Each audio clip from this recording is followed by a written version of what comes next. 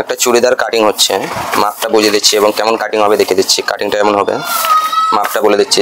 37 লম্বা, আপার চেস্ট যেটা উপরে হয় ওটা হচ্ছে 35, ফুল ওয়াশ যেটা মিডিল আছে 37, পেট 31, হিপের মাপ যেটা হয় হিপ সাইড কাটা সেটা হচ্ছে 40 হাফ রেডি। এবার এই মাপটা লম্বা যখন মাপ নিই তখন দেখে নিই যে হাইট হিসেবে কতটা আছে মিডিল, কতটা সাইড ফাড়াতে হবে ওটা জিজ্ঞাসা করে নিই এবং দেখেও নিই। তা আমার আছে ফুল ওয়াশটে 10, তারপরে আছে 13তে আছে মিডিল, আর 19-এ আছে সাইড ফাড়া।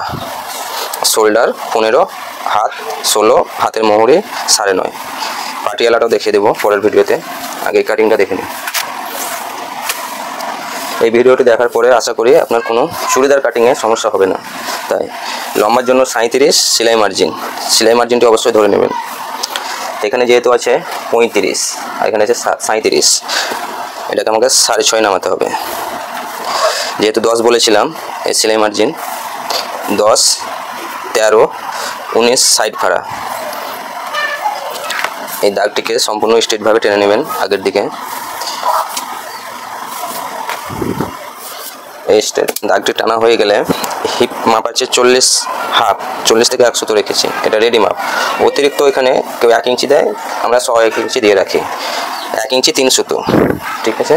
মিডিল যেটা আছে 31, এখানে একটু মিডিয়াম ফিটিং নেবে, তার জন্য এখানে আমি 4 ইঞ্চি নেব, 35 হবে এই জায়গাটা টোটালে 35। অতিরিক্ত মার্জিন 1.5 ইঞ্চি। আর যেটা বলছিলাম ফুল ওয়াশ 10 ইঞ্চি নিচে যেটা হচ্ছে ফুল ওয়াশ 37, এখানে কিন্তু 2 ইঞ্চি লুজিং দিব। 37 প্লাস 2 39। ফিটিংসের জন্য এখানে 1 ইঞ্চি দিলেও অসুবিধা নেই, কিন্তু যারা লুজ পড়বে 2 ইঞ্চি। ওপর আপার চেস্ট 35, এখানে যোগ হবে, সরি এটা 35, কিন্তু এটা সুতির জন্য 1 ইঞ্চি এক্সট্রা ধরে নিতে হবে, এটা 36-এ লিখে রাখতে হবে, যেহেতু কাপড়টা পরবর্তীতে একটু টেনে নেবে। 36 আর এখানে 4, 40, এখানে 4 ইঞ্চি, এখানে 2 ইঞ্চি, এখানে 3 মিডিয়াম ফিটিংয়ের জন্য কিংবা 4 রাখতে পারেন, আর এই জায়গাটা 2 ইঞ্চি। এটা টোটাল মাপ ছিল 38 হাফ, এটাকে 2 ইঞ্চি প্লাস করার পরে এটা 40 হাফ হয়েছে।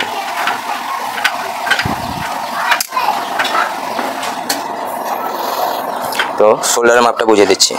শোল্ডারের মাপ যেহেতু ব্যাক গলা নেবে চৌকো, এটা ডিপ হবে 7 ইঞ্চি, 6/7, এর জন্য আমাকে 2.5 ইঞ্চি মাইনাস করতে হবে। 15.2 আমার থাকছে 6.5। ব্যাকের জন্য 1/4 ইঞ্চি আগে নেবেন। এই দূরত্ব দাগটা আপনি 1.5 ইঞ্চি থেকে দেবেন, প্রথমে একটু অসুবিধা হবে। আর এটা যে দুটোর হাফ আছে 3.25, এই জায়গা থেকে হালকা হালকাভাবে, যখন কাটিংয়ে অভ্যাস হয়ে যাবে তখন এসব অতটা কিছু মনে হবে না। এখানে অতিরিক্ত 1.5 ইঞ্চি, এটা এই দাগটা মেনে নেব। এবারে যে নিচের ঘেরটা পছন্দ অনুযায়ী কাস্টমার নেয়, জিজ্ঞেস করে নেবেন। এখানের ঘেরটা আমার 22 ইঞ্চি দিলেই হবে। এখানে 1 ইঞ্চি 3 সুতো, এই দাগটা হয়ে গেল। এবারে এখানে একটা জিনিস দেখে নেবেন, ফুল ওয়াশ 37, এটাকে যদি ভাগ করা হয় 5 দিয়ে 7.5 দাঁড়াবে আপনার 7.5। হাতের ডাউনটা হবে 7.5, আর যে ঘেরাটা হবে 17 ইঞ্চি। তো এটা চেক করে নেব, 1 সুতো কমছে 7.5।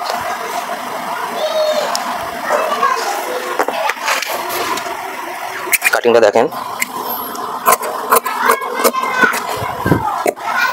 এই ভিডিওটি দেখার পরে আপনার কোনো কাটিংয়ের অসুবিধা থাকবে না। এটা আমি সামনা ব্যাক দুটোকে একসঙ্গে কাটিং করছি। আর এটা যে ঘের, এটা আগে বুঝাইনি, তবে এটা হিপ অনুযায়ী পুরো কাপড়টা আগে মাপ করে রেখে দিয়েছিলাম।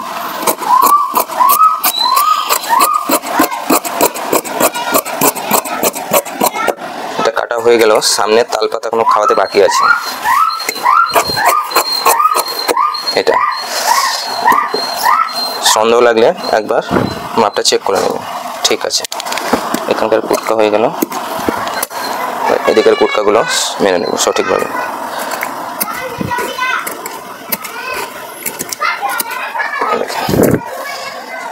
এটা আমার দাঁড়ালো ফ্রন্ট পার্ট, ঠিক আছে। সামনা এটা হবে ব্যাক পার্ট, এভাবে খুলে নিলাম, দুটো একসঙ্গে আমার কাটিং হয়ে গেল। অবশ্য যখন পিস কাটিং করবেন এই ফুলগুলো দেখে নেবেন যে কোন তালা উঠছে নামছে, এগুলো না দেখলে ভুল হয়ে যাবে প্রিন্টিংয়ের। এটাকে খাওয়ানোর জন্য আরও 1/4 ইঞ্চি ভিতরে, এই যে এখান থেকে এটা তালপাত।